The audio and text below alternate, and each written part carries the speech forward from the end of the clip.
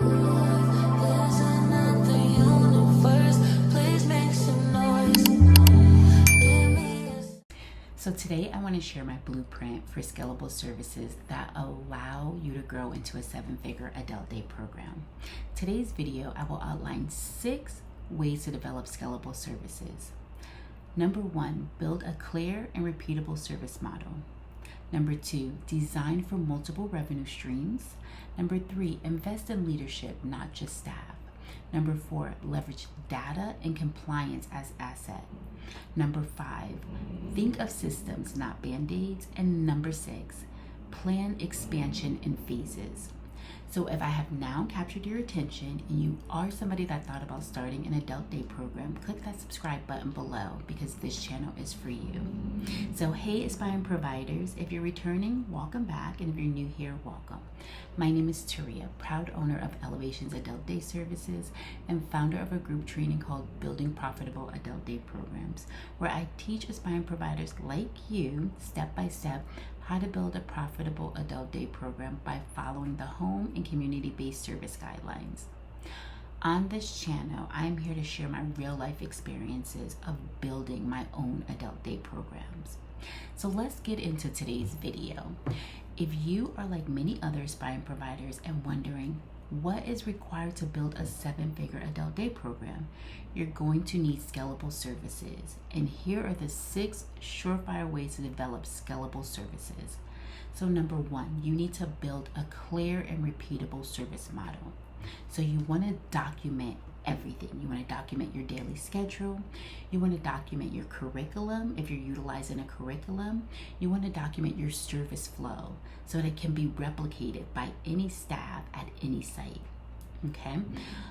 Preferably you want to put them in a binder so that you have all your procedures all in one place, so that if somebody comes in, they can just look for that procedure and go step by step by step and decide, what are the daily schedules, what are the curriculums, and how do you develop those schedules and curriculums, okay?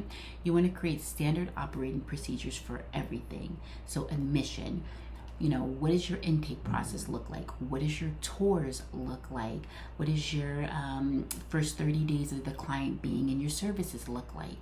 You also want to do the same thing for your staffing. How do you hire the staff? What's that hiring process look like? What's the file looks like? Like what type of file does each staff need to have? What needs to be in those files? What does the staff training look like? What's the first day on the job look like? You want to make sure you document everything and create those standard operating procedures. You also want to look at your transportation, your activities, your incident reporting. Make sure all of those procedures are documented. Incident reporting, you want to know what's reported, who you reported to, when you report it, how you report it. You want to make sure you have everything outlined so that there's no questions. Anybody can pick up the binder and see step by step what is required. Scalability depends on consistency. If the model only works when you're in the building, it's not going to work. It's not going to grow. Okay? Design for multiple revenue streams, number 2. Don't rely just on one funding source. So a lot of providers just rely on Medicaid waiver services as their funding source or their state funding source. Add some layers to your funding source. Add some layers to your services. So look into vocational programs like billable skill building hours that's available. Look into providing transportation for your clients. Look into partner up with any kind of community outreach programs where you can do like job placements for your clients. That's additional funding that you can add into your revenue stream. That's an additional service. Look into private pay, look into respite service. Also, a lot of people don't know you can do this, but you can accept medical insurance. Of course, it's an extra hassle of, billing the medical insurance, and there's some layers to that, but it's definitely worth adding, like I said, those layers of revenue stream to your business, okay? A 7-figure program often has at least 3 to 4 streams of revenue working together, okay? So number 3, invest in leadership, not just staff. A lot of people wait to hire their admin staff at the very end and they focus on their direct support staff initially. But you want to hire and train program supervisor, case managers, quality assurance managers, really early so that you can develop a leadership pipeline, so that the program doesn't just stall if someone leaves, or the program doesn't stall if you're the only admin in the building. Growth happens when you're not the only person making decisions. You have to have a team, working together to make decisions. People that are capable, trained, and ready to make those tough calls, those tough decisions when need be. Number 4, leverage data and compliance as asset. So tracking is a big thing. You want to see right from the beginning where you're falling short, where corrective action needs to happen. You can't do that if you're not tracking your data. So tracking attendance is super important, because you get paid based upon, if your clients are there, if your staff are there. So tracking attendance is super important. Tracking billable hours, seeing how many hours you're able to bill for in a day, and what is that looking like? Meaning, do you need to add more billable hours? Do you need to add more services? You have to know those numbers in order to know what to do differently, what to add, what to take away. Incident reporting, tracking incidents. So if there's a lot of a lot of incidents occurring that are consistently happen, corrective action needs to happen immediately. That'll be one of the fastest way you'll lose clients, if there's a lot of incidents happening that are not being corrected. Participants' progress. So ideally, clients come to your program to grow, to become self-sufficient. So you want to make sure your curriculums that you have set up are productive. They're allowing opportunities for growth. They're not keeping the clients stagnant. So you want to track their progress. And then you want to track staffing ratio along with staffing attendance, because if you have staff that are not readily available, or they have really bad attendance, that could definitely impact your program. Use the data to prove outcome to funders, state officials. That's a great way to make sure, they know that your systems are working. Scalable programs run on metric, not memory. So don't rely on your memory to say, yeah, we have really good attendance, but you don't actually see those numbers. Yes, we have very few incidents, but you don't actually know those numbers. You're just basing off what you can remember happening last week, last month.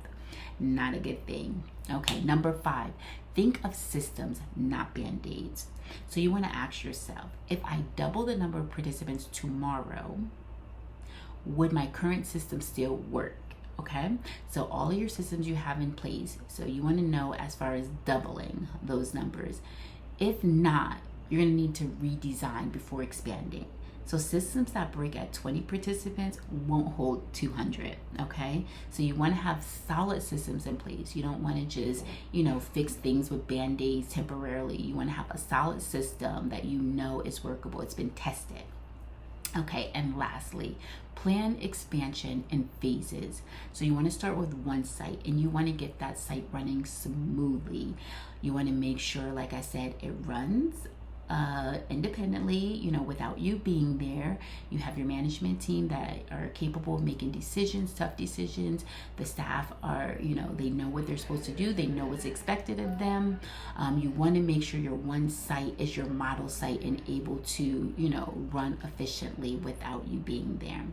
Then when you think about expanding, you want to think about expanding in 2 ways. So horizontally and vertically, you want to think about. So horizontally, you want to do new sites, new locations when you're expanding. Vertically, you also want to think about adding new services. So whether it be employment services, adding participants, adding events into your program. So you want to think of it in 2 aspects. 7-figure growth usually requires site expansion and diversified services. So a lot of people just think about, the site expansion part of it. We're just going to expand to a new location, take that model and expand to a new location. But you can also expand within your current site, like I said, diversifying those services. So here's a pro tip for you all. A scalable program is one where your personal presence is not required for revenue to flow in daily. If you're still the bottleneck, it's not a scalable service, okay? So yeah, if your service is operating great, you're doing great, money is coming in consistently, but you're there every day, it's not a scalable service. So if this video resonated with you, like it and drop a comment below telling me what tip was a light bulb moment for you. And if you want to be the first to know when I drop my next video, subscribe. And if you're interested in applying for my 20-week group training called Building Profitable Adult Day Programs, click that link in the video description to schedule a Zoom meeting with me. This training is your opportunity to work with me directly and learn step by step how to build a profitable adult day program. So thank you for watching, and I'll see you all next time. Bye.